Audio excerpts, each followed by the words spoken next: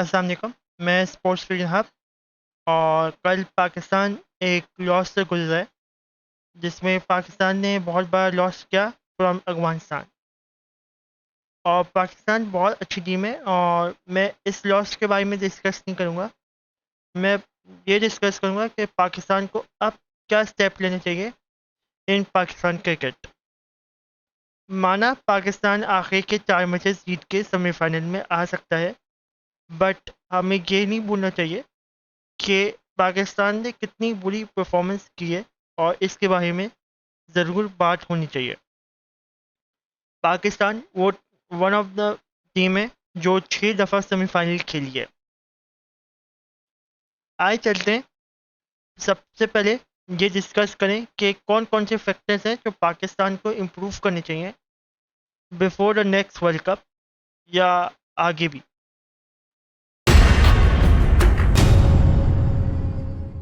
सबसे पहले गवर्नमेंट को एक स्टेप लेने चाहिए कि गवर्नमेंट अपनी जो स्पोर्ट्स का डिपार्टमेंट है उसको एज अ पब्लिक कंपनी करे।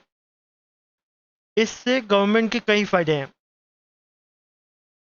एक तो गवर्नमेंट को ह्यूज ग्रांट्स देने पड़ते हैं टू द प्लेयर्स या टू द पीसीबी, तो ये ग्रांट बहुत हैवी पड़ते हैं टू द गवर्नमेंट और ये हमारे ट्रेजरी बिल्स को भी कम करते हैं हमारे।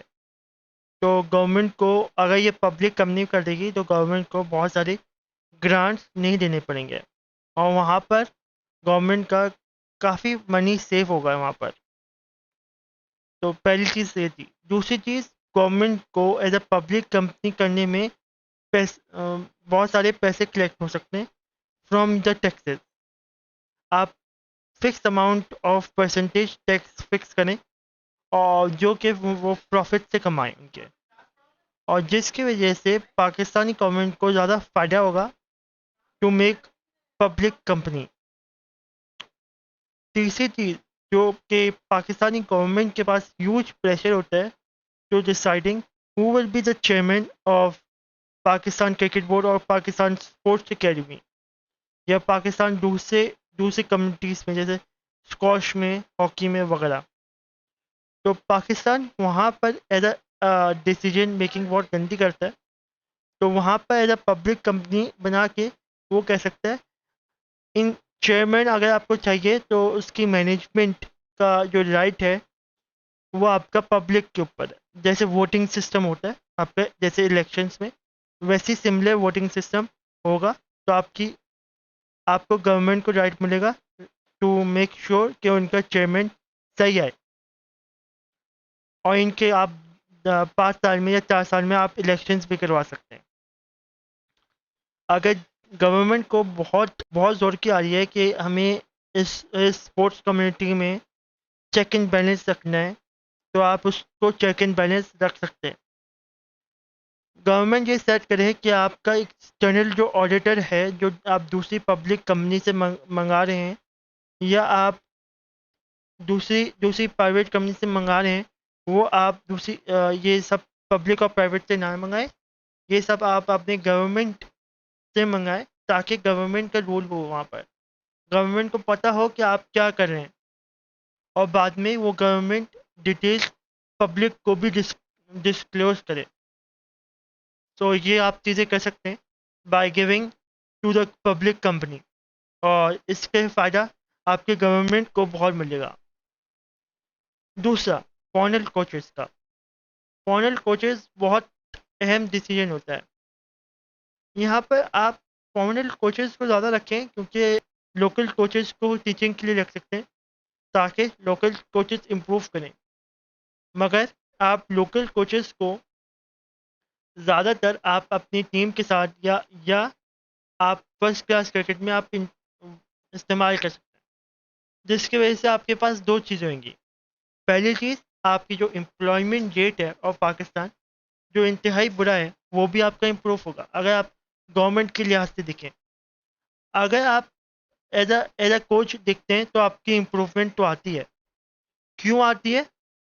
इसलिए आती है जब आप लोकल लैंग्वेज में ज़्यादा बात करेंगे या आप उर्दू में बात करेंगे तो वहाँ पे हमें टू वे कम्युनिकेशन ईजिली दिखती है, रादर देन आप इंग्लिश में आपकी टू वे कम्युनिकेशन होती है। आपकी इंग्लिश में या दूसरे मीडियम्स में बैरियर आता है, तो ये भी हमें लुक फॉरवर्ड करना है कि हम लैंग्वेज बैरियर को बिल्कुल ख़त्म करें और अपने लोकल कोचेज़ को ज़्यादा प्रमोट करें, ताकि लैंग्वेज बैरियर ना हो और टू वे कम्युनिकेशन ईज़िली हो सके।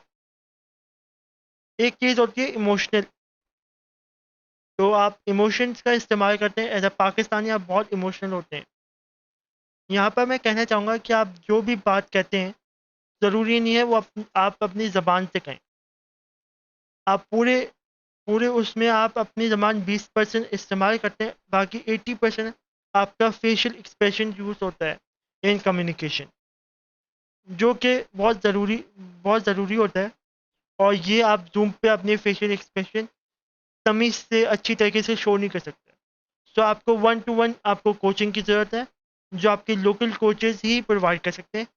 बॉडी लैंग्वेज एक बहुत बड़ी अहम चीज़ है, और बॉडी लैंग्वेज को भी देखना ज़रूरी है।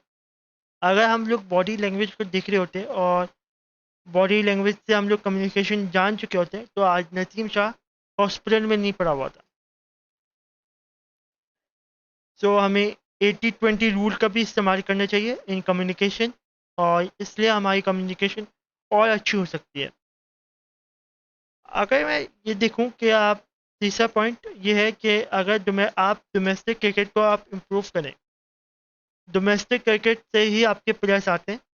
और आपको अगर वनडे में अच्छा होना है या टेस्ट मैच में अच्छा होना है, तो आपको डोमेस्टिक क्रिकेट इम्प्रूव करना होगा। ये काम पीएसएल से नहीं होगा। पीएसएल सिर्फ T20 के प्लेयर्स आपको दे सकते हैं, बट आपको वनडे टेस्ट मैच के प्लेयर्स आपको डोमेस्टिक ही निकाल के देगी। आपको डोमेस्टिक क्रिकेट को अच्छा करना है। अगर आप इंडिया की एग्जांपल लें, इंडिया में रणजी ट्रॉफी होती है, तो वहाँ पर रणजी ट्रॉफी कई जगह दिखाई जाती है, और वहाँ पर लोकल कोचेस भी इन्वॉल्व होते हैं इसमें, और वहाँ पर ठीक ठाक इंडिया पैसा लगाती है। ये चीज़ आप कर सकते हैं। आप डोमेस्टिक को आप इम्प्रूव कर सकते हैं। बहुत सारी वैरायटी आप दे सकते हैं, चाहे वो स्पिन की हो, फास्ट बॉलर की हो, या प्लेसिड बैटिंग पेज हो। चौथी चीज़, आपके जो स्पोर्ट्स के बंदों को छोटी मोटी इंजरी भी होती है, तो आपके वो बाहर जाते हैं इलाज कराने के लिए।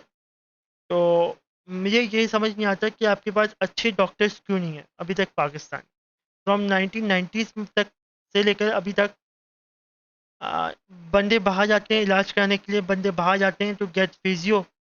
तो ये सब आपको देखना पड़ेगा, और ये सब आपको आपको अच्छे डॉक्टर्स की ट्रेनिंग देनी पड़ेगी, फिजियोस की ट्रेनिंग लेनी पड़ेगी, और अच्छे स्पोर्ट्स सामान है वो लेके आने पड़ेंगे, ताकि ये काम जो आप बाहर बेच के लोगों को कर रहे हैं और पैसा ज़्यादा लगा रहे हैं, ये सामान पाकिस्तान में आए और पाकिस्तान में कम पैसों में वो चीज़ हो। तो ये चीज़ है जो मेरी पॉइंट आउट करने की है। और ज़रूरी नहीं है कि सिर्फ स्पोर्ट्स मैन को इंजरी हो, ये आपके लोकल सिविलियंस को भी हो सकती है, तो उनको भी ज़रूरत पड़ती है ये सब चीज़ों के लिए। तो आप सिर्फ स्पोर्ट्स का आप के लिए नहीं कर रहे, आप लोकल सिविलियंस के लिए भी कर रहे हैं, और ये बहुत इम्पॉर्टेंट है कि आपको ये चीज़ करना चाहिए और देखनी चाहिए ये चीज़। तो यहाँ तक था जो 4 पॉइंट्स मेरे थे, जो पाकिस्तान को देखने चाहिए और इम्प्रूव करने चाहिए।